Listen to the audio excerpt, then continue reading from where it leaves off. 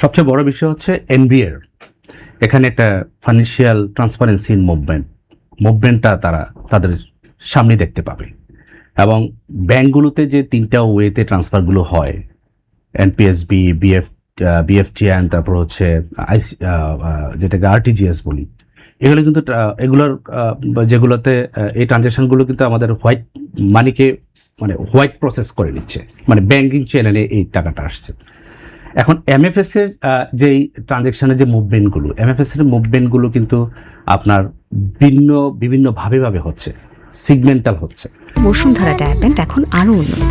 এই hot air throw top sheet দ্রুত শোষণ করে সোনামণিকে দেয় কোমল অনুভূতি। এমএফএস এ একটা ডিজিটাল লেনদেনের বড় অংশ আছে, যেটা একটু আগে আমি বলেছি। সো এইটাকে যখন আমরা বাংলা কিউআরে নিয়ে আসবো, বাংলা কিউআরের যে এখানে বড় একটা অংশ মুভমেন্ট কিন্তু বাংলাদেশ ব্যাংক এবং এনবিআর চাইলে এটাকে ফুল কন্ট্রোল করতে পারে।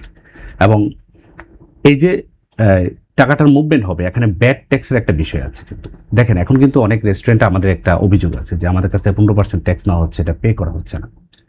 আমাদের কাছ থেকে বিভিন্ন ধরনের কসমেটিক্সে কাপড় চোপড়ে ব্যাট নেওয়া হচ্ছে, প্রতিষ্ঠানে বিভিন্ন ধরনের ম্যাজিস্ট্রেটরা এসে তাদেরকে টাকাটা ম্যানুয়ালি আদায় করতে হচ্ছে।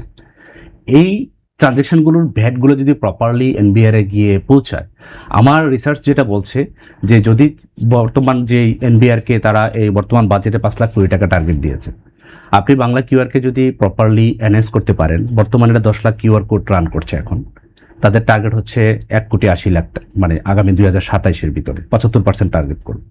এটা যদি করে পৌঁছায়, আপনি এখানে কিন্তু ঘাটতি বাজার থাকবে না।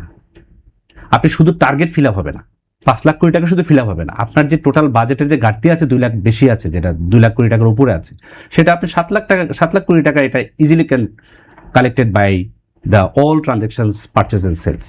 সো বাংলা কিউআর একটা রেভলিউশনারি ফাইন্যান্সিয়াল সার্ভিস যেটা নিয়ে আসতে পারে, যেখানে পাবলিকরাও এখানে অনেক বেশি কমফোর্ট ফিল করবে ট্রানজ্যাকশনসে। এবং যেহেতু এটা বাংলাদেশ ব্যাংক ইনিশিয়েট করছে, ট্রাস্ট অর্থী গভর্নমেন্ট সার্ভিস এবং government liable, in that sense আবার এনবিআর এখানে ভালো অবজারভেশন করতে পারবে। সো সেই জায়গা থেকে একটা ইন্টিগ্রেটেড সার্ভিস আসবে, যেখানে একটা রিয়েলি স্মার্ট ইকোনমি, যেটাকে আমরা বলি cashless economy, yes possible, both parties will be benefited.